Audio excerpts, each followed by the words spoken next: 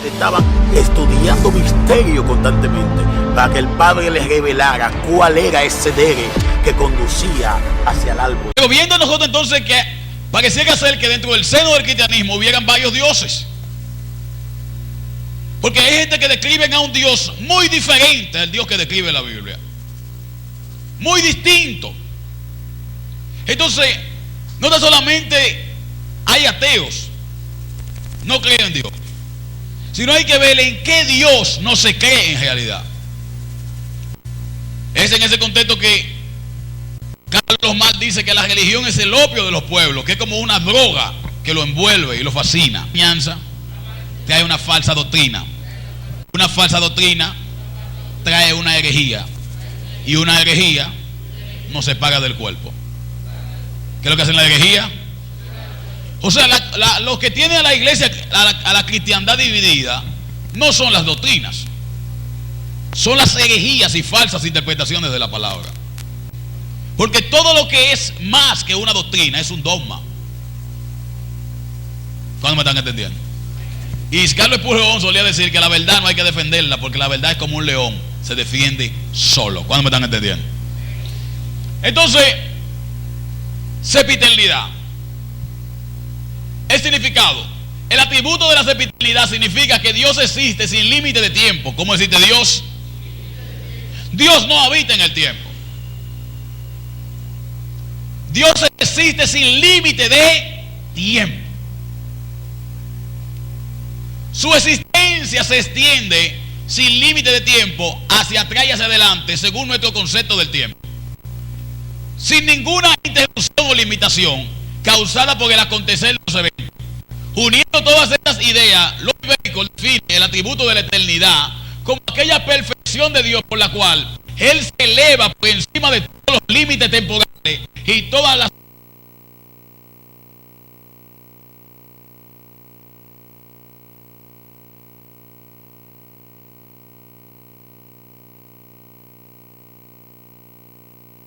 hombre, dependiendo de la escuela que usted entienda, el hombre es un dualismo, algunos piensan, y otro es un ser tricótomo, otros piensan. Yo no pienso entrar en esos detalles. Ahora, lo que las dos escuelas están de acuerdo es que el hombre es carne y tiene también un ser espiritual que es dentro. ¿Cuándo me están entendiendo aquí? O sea, el hombre tiene una alma. Entonces, esa alma no está limitada al tiempo. ¿Cuándo pueden entender eso?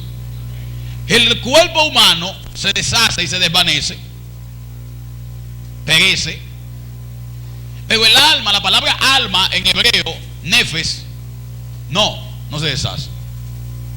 En hebreo tenemos la definición de los tres conceptos. Por ejemplo, la carne en hebreo, que es basal, el alma, que es nefes, y el espíritu, que es rúa. En griego tenemos, por ejemplo, el cuerpo, que es el soma. Tenemos el psique, que es el alma, que viene de psicología, y tenemos el neuma, que es el espíritu. La parte espiritual del hombre, entonces, no es temporal, no se limita al tiempo. El tiempo no transcurre o no le surge efecto a esa parte del hombre que no es el cuerpo. El tiempo afecta el cuerpo de la raza humana o nuestra tendencia pecaminosa.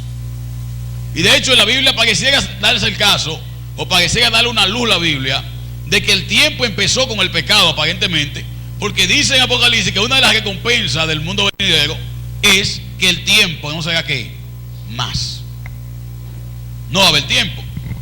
Entonces sucede que nosotros, por ejemplo, si Dios, siendo lo máximo y de quien no depende nada ni nadie, Él no depende de nada ni de nadie, ese Dios no puede tener la misma temporalidad que nosotros. No puede ser igual a nosotros. Por ejemplo, los ángeles, dentro de los ángeles hay querubines, serafines, juguetes espirituales de maldad, principados, potestades, dominio, como leímos aquí. Algunos piensan, de hecho, que Satanás era, según algunas teorías, el cuarto poder en el cielo. ¿Cuándo han escuchado eso? Y que Satanás lo que hizo fue un boicot de levantarse contra Dios, porque vio a Dios sentado sobre su trono alto y sublime y se levantó contra él. Ahora veamos lo que dice la palabra. Juan capítulo 1, versículo 18.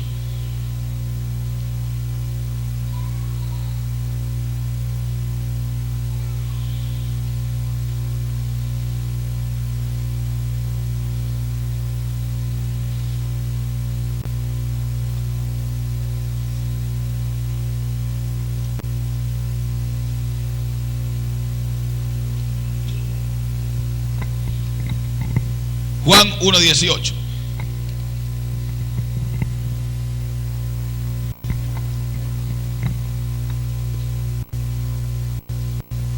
A Dios nadie le vio cuando, dice Juan aquí. ¿Quiénes no lo vieron? ¿Cuándo no lo vieron? A Dios nadie le vio. ¿Sabe cuándo nadie le vio? Diga conmigo, jamás. ¿Qué usted entiende por jamás?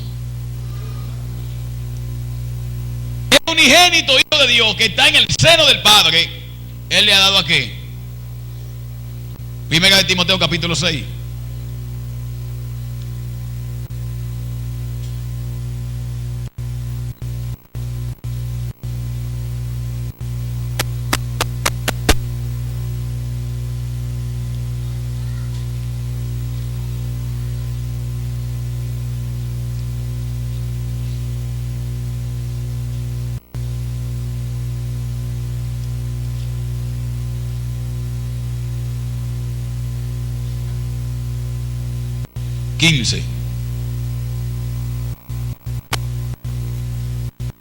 ¿Lo tienen? Cual a su tiempo mostrará el bienaventurado y solo soberano, Rey de reyes y Señor de quién. El único que tiene ¿qué? El único que tiene inmortalidad. Otro atributo de Dios que es el único ser inmutable. El único que tiene inmortalidad. Muy importante que usted vea eso, yo lo voy a detallar ahorita. El que habita en luz, ¿cómo es la luz donde Dios habita? ¿Qué usted entiende por algo que es inaccesible? Juan dice que a Dios nadie le ha visto ¿cuándo? Pero Pablo va más lejos y dice que ese ser llamado Dios habita en un lugar llamado luz. ¿Sabe cómo es esa luz? ¿Y qué usted entiende por algo que es inaccesible? Nadie ha penetrado, impenetrable. Por eso Pablo, uno de los pensamientos de Pablo en la misma carta a Timoteo, es que le dice a Timoteo, indiscutiblemente grande, 1 Timoteo 3:16, es el misterio de la piedad. Dios fue manifestado en carne, visto de los ángeles. O sea, ¿cuál es la novedad? De que los ángeles lo vieron. O sea, los ángeles, anterior a esa manifestación, los ángeles no habían visto a ese ser llamado Dios. Usted diga, pero pastor, pero en Isaías capítulo 6 dice, en el año que murió el rey Usías, vi yo al Señor sentado sobre su trono alto y sublime, y sus faldas llenaban el templo. Isaías vio al Señor, y que los serafines le rodeaban y decían, santo, santo, santo, Señor de los ejércitos, toda la tierra está llena de su gloria.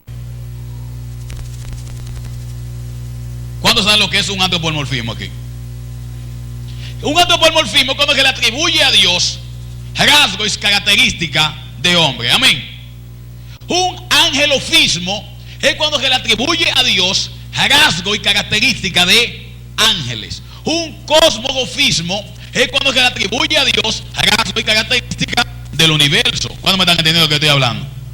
Entonces nosotros estamos muy familiarizados con el antropomorfismo, pero no vemos dentro de la eternidad lo que son los angelomorfismos. Muchas veces usted ve que muchos ángeles lo iban a adorar y no lo adoraban.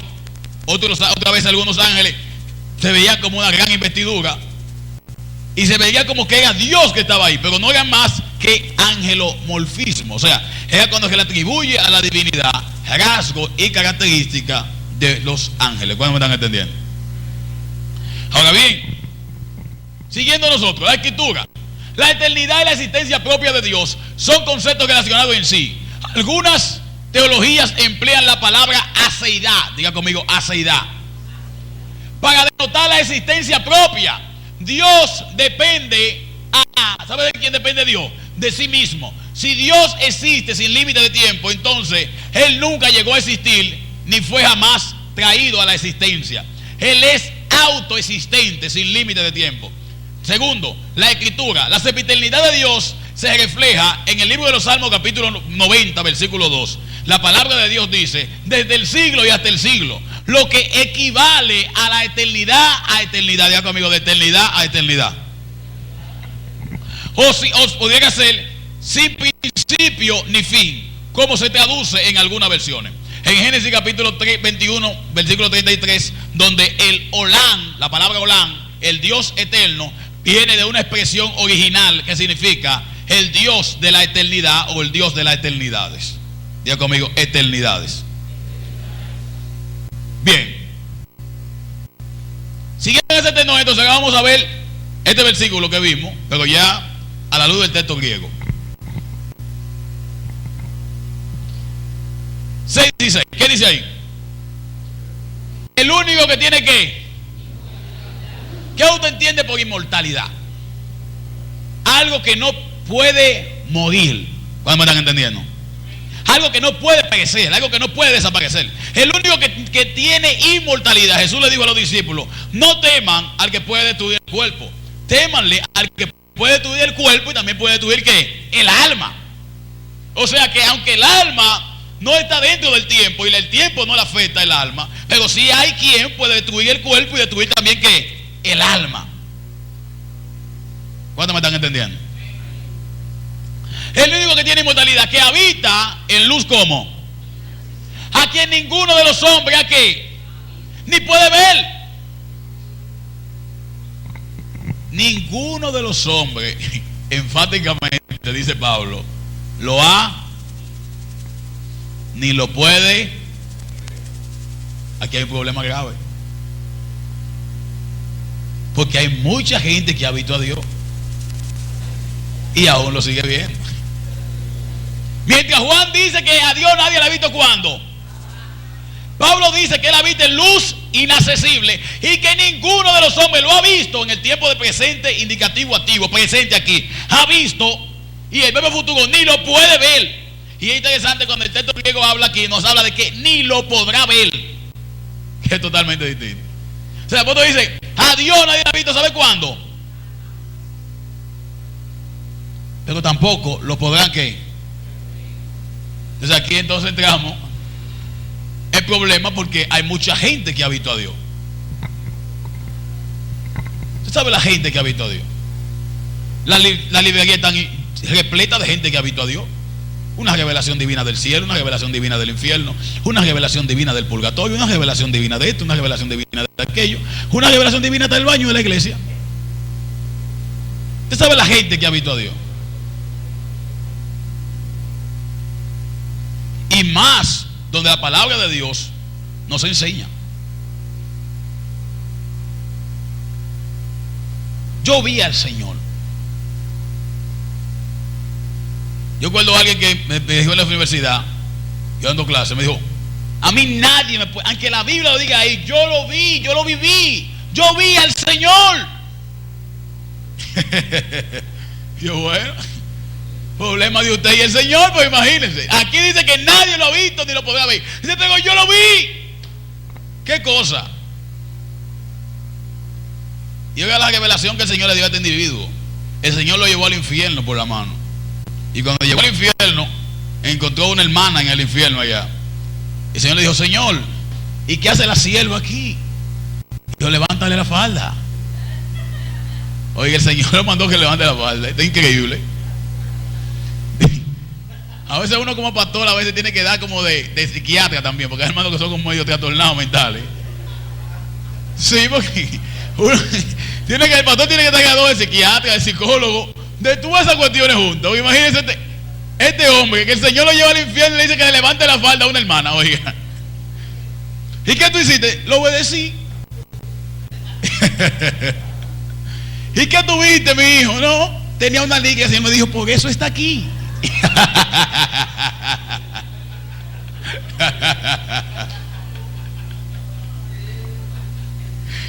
Dios mío. Y todos dijimos gloria y fuera. No volvió nunca más a la universidad porque le pusieron el vagón de la licra. Claro, imagínense. Imagínese usted, mientras la Biblia dice que a Dios nadie lo ha visto, ¿cuándo? Jamás, enfáticamente y categóricamente. Entonces dice, a quien ninguno de los hombres ha visto, pero tampoco lo puede ¿qué? Wow, es terrible esto. Los hombres no lo han visto todavía, pero tampoco lo pueden ¿qué? Está hablando en ese estado de Dios de sempiternidad. Diga conmigo, sempiternidad de Él. Bien, y dice, al cual sea la honra y el imperio sempiterno. ¿Cómo se dice ahí? ¿El imperio qué? Seguimos.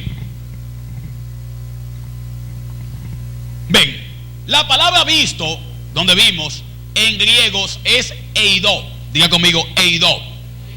Y tiene tres significados fundamentales dentro del exégesis. Número uno, la palabra visto significa conocer. ¿Qué significa visto? Número dos, significa comprender. Y número tres, significa mirar. O sea que Pablo está diciendo, a Dios nadie lo ha que. Número dos. Y número tres, mirado. Oye aquí, a Dios nadie, número uno, lo ha. Es su esencia. Número dos. Y número tres, mirado. Y esta habla de mirar, habla del sentido de la vista. Visto. La palabra hábitat, que dice, porque el pasaje pasado, literalmente dice aquí, en griego es oikeo. Recuérdese que el pasaje que leímos decía que Dios habita en luz y nada. Entonces la palabra habita, ahí viene la palabra griega oikeo, que significa vivir. O sea que Dios vive en luz. Número dos, significa casa.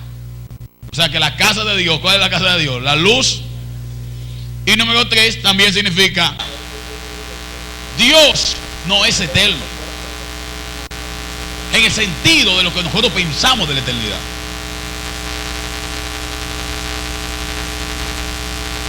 Los ángeles y el hombre, el alma del hombre es eterna. Dios es más que eterno. La eternidad para nosotros es lo máximo. Dios nos prometió darnos vida como eterno. Es lo máximo para nosotros. Y para nosotros la eternidad no tiene tiempo, ni principio ni fin. Miramos la eternidad como algo sin comienzo, perpetuo. Pero para Dios la eternidad es un tiempo. La eternidad no tiene tiempo. Diga conmigo, la eternidad no tiene tiempo. Pero para Dios la eternidad es un tiempo. Tuvo un principio y puede tener un fin. ¿Cuándo me están entendiendo? Así como hay leyes dentro del tiempo nuestro que Dios estableció, así hay leyes dentro de la eternidad. Y los seres que cayeron dentro de la eternidad, por medio de las leyes de la eternidad, fueron juzgados y condenados por esas leyes. Al igual que nosotros dentro del tiempo que seguimos juzgados, y los que nos obedezcan serán condenados dentro de este sistema. ¿Cuándo me están entendiendo? Ahora bien, imperio, porque esa es la palabra imperio también en el pasaje. La palabra imperio viene de la palabra griega kratos, que en griego significa, número uno, poder, y número dos, grandeza. O sea, el apóstol Pablo está hablando aquí de la máxima expresión de la eternidad, atribuida ¿a quién? ¿A quién se le atribuye esa máxima expresión? El único ser que habita en luz inaccesible se llama ¿quién? ¿Cómo se llama? Ahora lo veremos aquí entonces, detalladamente. Entonces, antes de Dios crear nada, diga conmigo, antes de Dios crear nada. No lo escuché. Antes de que hubiera creación, Dios era único, un ser sempiterno. Lo primero que Dios creó fueron seres eternos. Por tanto, la eternidad es una creación de Dios. ¿Cuántos me están entendiendo? O sea, eso me alegra a mí, porque Dios no está sometido ni al tiempo ni a la eternidad. Y se ve la grandeza tan grande de Dios, que abandonó su morada de gloria sempiterna, atraviesa la eternidad y viene dentro del tiempo a morir por los seres humanos, por usted y por mí. ¿Cuánto dan gloria a ese Dios maravilloso? Ahí se ve la obra maestra de ese Dios maravilloso, que tiene que quitarse sus vestiduras de lo que es Dios y venir a incorporarse siendo un hombre como nosotros. Entonces tenemos a Dios número uno arriba, siendo un ser que sempiterno. Es un ser como. En Job dice que aún en sus ángeles halló necedad. Y fíjense que Pablo en Efesios, vamos para Efesios, capítulo 1.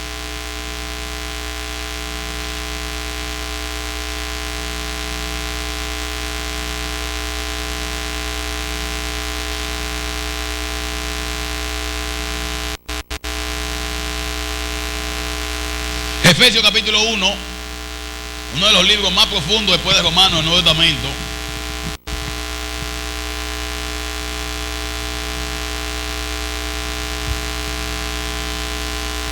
Algunas de las cosas maravillosas que Dios hizo en esa sempiternidad. Efesios 1:3, ¿lo tienen? ¿Cuándo tienen Efesios 1:3? Bendito sea el Dios y Padre de nuestro Señor, ¿quién? Que nos bendijo con toda bendición espiritual en los lugares celestiales en Cristo, según nos escogió en Él antes de la fundación del mundo. La palabra mundo aquí es cosmos, universo, y tiene la implicación de las dos facciones, tanto del mundo espiritual como del mundo terrenal. O sea, el apóstol está hablando aquí que Dios nos bendijo en Él antes de la fundación y la creación, tanto del mundo espiritual como del mundo físico. Por eso Pablo en Romanos amplía más el concepto y dice que ni la creación espiritual ni la creación física nos podrá separar del amor de Dios que es en Cristo Jesús Señor nuestro, ni lo alto ni lo profundo, ni ninguna otra cosa creada. Porque eso precedió a la creación, tanto del mundo espiritual como del mundo físico. ¿Cuándo me están entendiendo? Entonces dice Pablo: bendito sea el Dios y Padre de nuestro Señor Jesucristo, que nos bendijo con toda bendición espiritual en los lugares celestiales, según nos escogió en quién, en Él, antes de la fundación del mundo, para que fuésemos santos y sin mancha delante de Él, en amor, habiéndonos predestinado para ser adoptados hijos suyos por medio de Jesucristo, según el puro afecto de quién, para alabanza de su gloria, con la cual nos hizo acepto en el amado, en quien tenemos redención por su sangre, el perdón de los pecados. ¿Qué tenemos en Él ahí? Redención y perdón. ¿Tenemos en Él? O sea que Dios, hablando de ese ser inmenso y maravilloso, nos perdonó. ¿Cuántos saben que Dios lo perdonó? Levanten la mano los que saben que Dios lo perdonó. Entonces, otro falso concepto de nuestra teología. Si Dios no perdonó, ¿a cuánto que está aquí Dios lo perdonó? Jesucristo vino y se presentó delante del Padre: Padre, yo vine a pagar el precio por ellos. Jesucristo fue y pagó mi precio. No, Jesucristo no murió para pagar el precio por su pecado. Porque si alguien tiene una deuda conmigo y yo voy a pagar, por ejemplo, el varón que tenga una deuda en el banco, 50 pesos según la condición del varón, porque no voy a decir 1 millón tampoco, para que el ejemplo carga. 1000 pesos que el varón deba al banco, y yo voy y le digo: varón, el banco dice: te voy a meter preso si no me paga. Y yo voy y le digo al banco: no, tenga sus 1000 pesos. El banco le perdonó a él.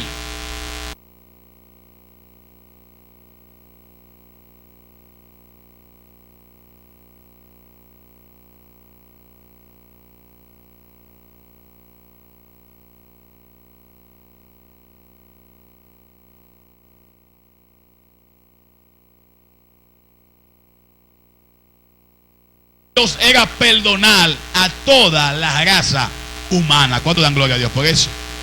El problema es que nosotros no inventamos un número de cosas, que no, que Él vino y pagó el precio. Porque nosotros pensamos para que Dios haga algo por nosotros, no tenemos que hacer algo por Él, como que Dios necesita de nosotros. ¿Cuándo me están entendiendo? Usted ora por la comunión de Dios, usted busca a Dios por la comunión con Él, por estar cerca de Él, porque es un acto de relación de usted y ese ser maravilloso llamado Dios. Pero usted no ora que Dios lo bendiga, porque ya Dios lo bendijo a usted desde antes de la fundación del mundo en Cristo. O sea, es la bendición unilateral, algo que depende de Dios, porque empezó en Dios, se metió en el medio de Dios y terminará con Dios. ¿Cuántos me están entendiendo? El problema es que nosotros no lo entendemos porque venimos de una cultura totalmente católica. Dios en su sempiternidad Pablo sigue leyendo aquí. Versículo 9. Dándonos a conocer el misterio de quién. No lo escuché. ¿Cómo dice ahí? Dándonos a conocer el misterio de su voluntad, según el beneplácito, el cual se había propuesto en quién. Abraham, Dios dice en hebreo, dice, el cual no habiendo nadie por quien jurar, jugó por sí mismo.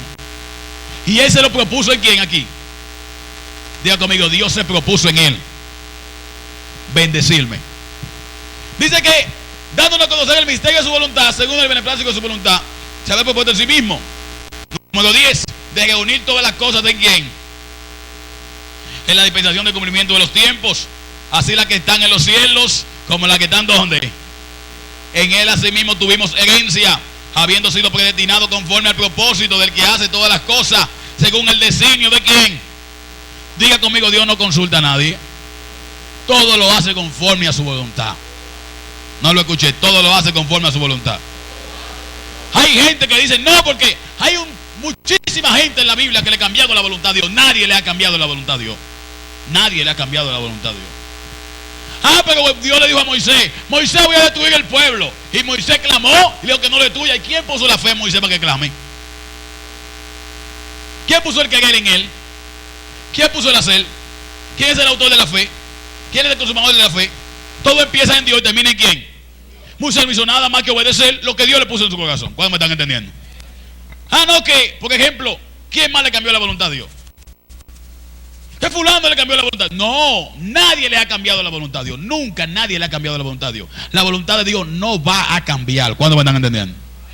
Porque Dios es soberano. Diga conmigo, Dios es soberano. Entonces Pablo habla aquí y se mete en la profundidad de Dios y dice, versículo 13, en él también vosotros, habiendo oído la palabra de verdad, en el evangelio de vuestra salvación, y habiendo creído en él, que fuiste sellado con el Espíritu Santo de la promesa, que le es las arras de nuestra herencia, hasta la redención de la posesión adquirida, para la alabanza de su gloria.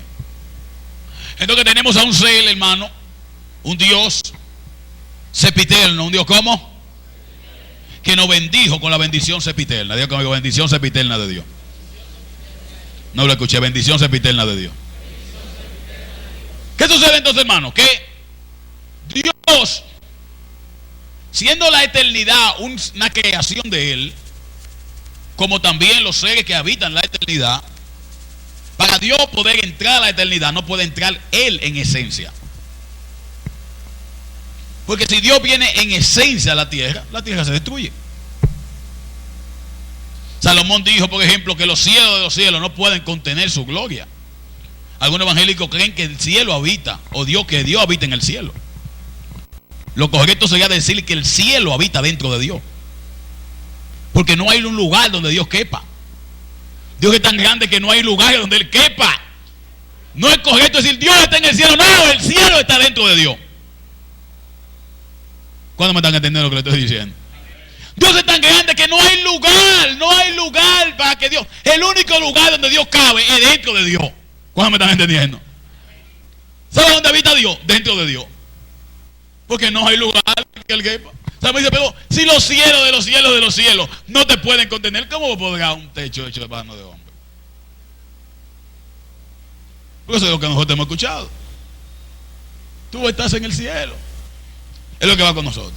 Entonces, ese Dios sempiterno que nos bendijo con su bendición, lo que Él decretó para nosotros, porque lo que la iglesia ha hecho son dos cosas muy importantes. La iglesia lo que hace es endiosar al diablo, mucha gente, y humanizar a Dios.